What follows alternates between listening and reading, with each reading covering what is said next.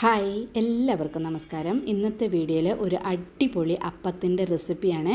ഒട്ടും തന്നെ പുളിയില്ലാതെ നല്ല പഞ്ഞി പോലത്തെ അപ്പം.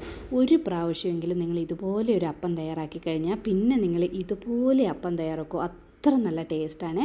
ഈ അപ്പത്തിന് നല്ല അടിപൊളി ഒരു കോമ്പിനേഷനായിട്ട് ഒരു കടലക്കറിയുടെ റെസിപ്പിയും കൂടെ കാണിക്കുന്നുണ്ട്. രണ്ടും നല്ല അടിപൊളി കോമ്പിനേഷനാണ്. വീഡിയോ സ്കിപ്പ് ചെയ്യാതെ കാണണേ. അതുപോലെ വീഡിയോ കണ്ടുകൊണ്ടിരിക്കുമ്പോൾ നിങ്ങൾക്ക് ഇഷ്ടപ്പെട്ടാൽ ലൈക്ക് ചെയ്യാനും ഷെയർ ചെയ്യാനും സപ്പോർട്ട് ചെയ്യാനും മറക്കരുത്. ആദ്യം തന്നെ നമുക്ക് അരി ഒന്ന് കുതിർക്കാനിടണം. അതിനായിട്ട് ഞാനൊരു ബൗളിലേക്ക് 3 കപ്പ് പച്ചരി എടുത്തിട്ടുണ്ട്. പച്ചരിക്ക് പകരം നമുക്ക് ഇഡ്ഡലി റൈസ് ഉണ്ടെങ്കിൽ ഇഡ്ഡലി റൈസും ഉപയോഗിക്കാം. പച്ചരി ആണെങ്കിലും കുഴപ്പമൊന്നുമില്ല. ഞാനിപ്പം ഇവിടെ സാധാരണ നമ്മൾ ഇഡ്ഡലിയും ദോശയൊക്കെ ഉണ്ടാക്കാൻ ഉപയോഗിക്കുന്ന പച്ചരി 3 കപ്പ് എടുത്തിട്ടുണ്ട്. ഇതിനി നന്നായിട്ട് 3-4 പ്രാവശ്യം കഴുകി ആവശ്യത്തിന് വെള്ളം ഒഴിച്ച് കുതിരാനായിട്ട് വെക്കാം. അതുപോലെ തന്നെ വേറൊരു ബൗളിലേക്ക് ഏത് കപ്പിലാണോ നമ്മൾ പച്ചരി എടുത്തത് അതേ കപ്പിൽ തന്നെ 1/2 കപ്പ് ചവ്വരി എടുത്തിട്ടുണ്ട്. ഇനി ഈ ചവ്വരിയും നന്നായിട്ടൊന്ന് കഴുകി ഇതിലേക്ക് ആവശ്യത്തിന് വെള്ളം ഒഴിച്ച് ഇതും കൂടെ നമുക്ക് കുതിരാനായിട്ട് വെക്കണം. വേറെ വേണം നമ്മളിത് വെള്ളം ഒഴിച്ച് കുതിരാനായിട്ട് വെക്കാനായിട്ട്. അപ്പം ഇത് ഈ അരിയും ചവ്വരിയും വേറെ കുതിരാനായിട്ട് വെക്കുക. ഒരു 5 തൊട്ട് 6 മണിക്കൂർ ഇത് നന്നായിട്ട് കുതിരണം. ഇതുകൊണ്ട് ഞാനിപ്പോൾ ഒരു 6 മണിക്കൂർ കുതിർത്തിട്ടുണ്ട്. അരിയൊക്കെ നന്നായിട്ട് കുതിർന്നിട്ടുണ്ട്. അതുപോലെ തന്നെ നമ്മൾ എടുത്തു വെച്ചിരിക്കുന്ന ചവ്വരിയും നന്നായിട്ട് കുതിർന്നിട്ടുണ്ട്. ഇനി ഇത് അരയ്ക്കണം. അരയ്ക്കാൻ നേരത്ത് ഈ ചവ്വരിയിലേക്ക് നമുക്ക് 1 കപ്പ് ചിരകിയ തേങ്ങ കൂടെ ചേർത്ത് കൊടുക്കാം. ഈ ചവ്വരിയും തേങ്ങയും ആദ്യമേ നമ്മൾ നല്ല ഫൈനായിട്ടൊന്ന് അരച്ചെടുക്കണം. അരിയുടെ കൂടെ ഇട്ടാൽ അത് നന്നായിട്ട് അരഞ്ഞ് കിട്ടില്ല. അപ്പം ഞാൻ ആദ്യം തന്നെ മിക്സിയുടെ ജാറിലേക്ക് തേങ്ങയും ചവ്വരി ഇട്ടൊന്ന് അരച്ചെടുത്തിട്ടുണ്ട്. ഈ അരച്ചെടുത്ത മാവ് നമുക്ക് വേറൊരു പാത്രത്തിലേക്ക് മാറ്റി കൊടുക്കാം. ഇനി അതേ മിക്സിയുടെ ജാറിൽ തന്നെ നമുക്ക് അരിയും കൂടെ ഒന്ന് അരച്ചെടുക്കാം. ഈ ചവ്വരിയും തേങ്ങയും കൂടെ കൂട്ടി അരച്ച് നമ്മൾ അപ്പം ഉണ്ടാക്കുമ്പോഴുണ്ടല്ലോ നല്ലൊരു പ്രത്യേക ടേസ്റ്റും നമ്മുടെ അപ്പത്തിന് നല്ല പ്രത്യേക തരം ഒരു സോഫ്റ്റ്നെസ്സുമാണ്. നല്ല ടേസ്റ്റുമാണ് അത് കഴിക്കാനായിട്ട്. ഈ അപ്പത്തിന് മാത്രമല്ല, നമ്മളിപ്പോൾ ഇഡ്ഡലി ദോശയൊക്കെ തയ്യാറാക്കാൻ നേരത്തും അതിൻ്റെ കൂടെയും നമുക്ക് ഈ ചവ്വരി കൂട്ടി അരയ്ക്കാവുന്നതാണ്. നമ്മുടെ ദോശയ്ക്കും ഇഡ്ഡലിക്കും അപ്പത്തിനൊക്കെ നല്ല കളറ്, നല്ല വെളുത്ത കളറും അതുപോലെ തന്നെ നന്നായിട്ട് സോഫ്റ്റ് ആകുകയും ചെയ്യും. ഇതുകൊണ്ട് ഞാനിപ്പം 2 ബാച്ചായിട്ടാണ് അരി അരച്ചത്. അരച്ച അരിയെല്ലാം ഈ പാത്രത്തിലേക്ക് മാറ്റി കൊടുത്തു.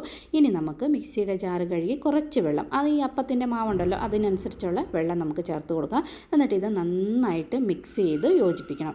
യോജിപ്പിച്ചിട്ട് നിങ്ങൾ ഈസ്റ്റ് യൂസ് ചെയ്യുന്നവരാണെങ്കിൽ ഇതിലേക്ക് ഒരു 1/4 സ്പൂണ് ഈസ്റ്റ് കൂടെ ചേർത്ത് വെക്കാവുന്നതാണ്.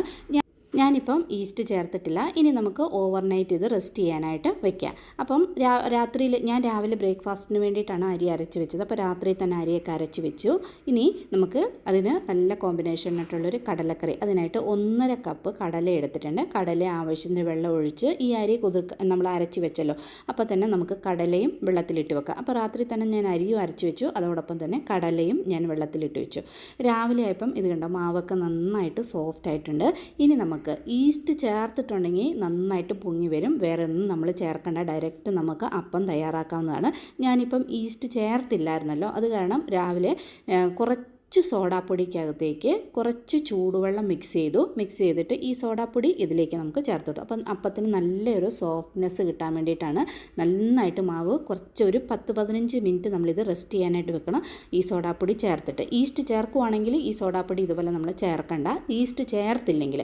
ഇനി ഇതിലേക്ക് ആവശ്യത്തിന്, ഈ മാവിന് ആവശ്യത്തിനുള്ള ഉപ്പും പിന്നെ കുറച്ച് പഞ്ചസാര കൂടെ നമ്മൾ ചേർക്കണം. നന്നായിട്ട് സോഡാപ്പൊടി നമ്മൾ ചേർത്തല്ലോ, അപ്പോൾ അത് നന്നായിട്ട് മിക്സായിട്ട് നല്ല സോഫ്റ്റ് ആകാൻ വേണ്ടിയിട്ട് കുറച്ച് പഞ്ചസാര കൂടെ നമ്മൾ ഇതിൽ കൂടെ ചേർത്തിട്ട് മിക്സ് ചെയ്ത് ഈ മാവ്, ഈ സോഡാപ്പൊടി ഇപ്പം രാവിലെയാണല്ലോ നമ്മൾ ചേർത്തത്, അപ്പം ഇത് മിക്സ് ചെയ്തിട്ട് ഒരു 10-15 മിനിറ്റ് നമ്മളിതൊരു സൈഡിലേക്ക് വെക്കണം. അപ്പോൾ രാവിലെ ഏറ്റവും ഇതുപോലെ മിക്സ് ചെയ്ത് സൈഡിലേക്ക് വെച്ച് ആ നേരം കൊണ്ട് നമുക്ക് കടലക്കറി തയ്യാറാക്കാം. അതിനായിട്ട് ഞാൻ കുതിർക്കാൻ രാത്രി തന്നെ കടല വെള്ളത്തിലിട്ടിരുന്നു. ആ കടലയെല്ലാം നന്നായിട്ട് കഴുകി ഒരു പ്രഷർ കുക്കറിലേക്ക് ഇട്ടു.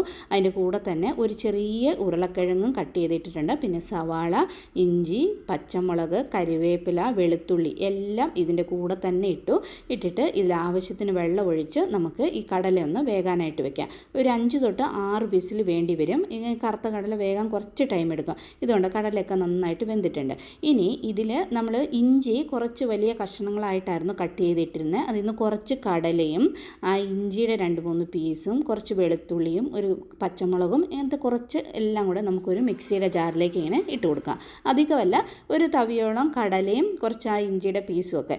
ഇനി ഇതിലേക്ക് കുറച്ച് ചിരകിയ തേങ്ങ കൂടെ ചേർത്തിട്ട് ഇത് നല്ല ഫൈനായിട്ടൊന്ന് അരച്ചെടുക്കണം.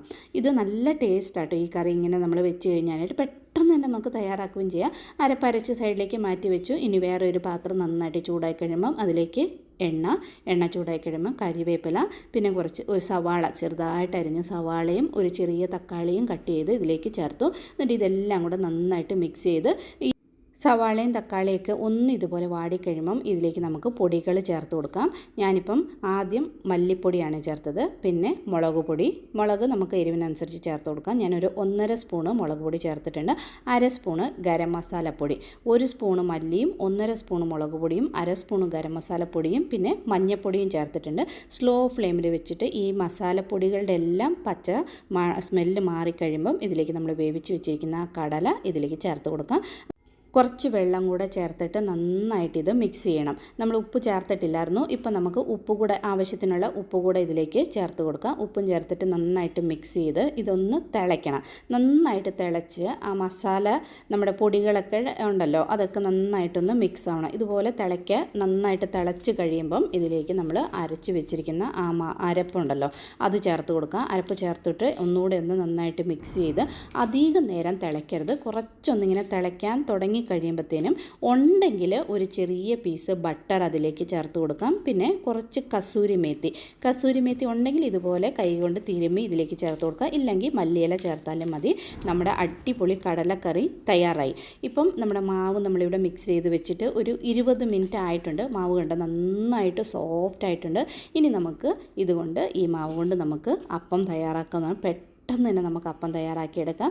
ദോശക്കല്ല് ചൂടായി കഴിയുമ്പോൾ കുറച്ച് എണ്ണ ഇങ്ങനെ ഒന്ന് തൂത്ത് കൊടുത്തിട്ട് ആവശ്യത്തിനുള്ള മാവ് നമുക്ക് ഈ ദോശക്കല്ലിലേക്ക് ഒഴിച്ചു കൊടുത്തിട്ട് ഈ അപ്പം നമ്മൾ അങ്ങനെ സ്പ്രെഡ് ചെയ്യരുത്. മാവ് ഒഴിച്ചു അങ്ങനെ തന്നെ വെക്കണം. ഒരു 2 സെക്കൻഡ് കഴിയുമ്പോൾ നമ്മളിതൊന്ന് മൂടി വെക്കണം. മൂടി വെച്ച് കഴിഞ്ഞ് ഒരു 2-3 സെക്കൻഡ് കഴിയുമ്പോഴത്തേനും നമ്മുടെ അപ്പം റെഡിയാകും. നല്ല സൂപ്പറായിട്ടുള്ള അപ്പമാണ്. ഒരു പ്രാവശ്യമെങ്കിലും ഇതുപോലെ ഒന്ന് ട്രൈ ചെയ്ത് നോക്കണേ. ഇതുകൊണ്ട് നല്ല സോഫ്റ്റായിട്ടുള്ള അപ്പം കഴിക്കാനും നല്ല ടേസ്റ്റാണ്. നമുക്ക് ഈ കടലക്കറിയും ഈ അപ്പവും നല്ല ടേസ്റ്റാണ്. അപ്പോൾ ഒരു പ്രാവശ്യമെങ്കിലും ട്രൈ ചെയ്ത് നോക്കണേ. ഇഷ്ടപ്പെട്ടാൽ ലൈക്ക് ചെയ്യാനും ഷെയർ ചെയ്യാനും സപ്പോർട്ട് ചെയ്യാനും മറക്കരുത്. അപ്പോൾ ഇനിയൊരു വീഡിയോ കാണാം. Till then bye.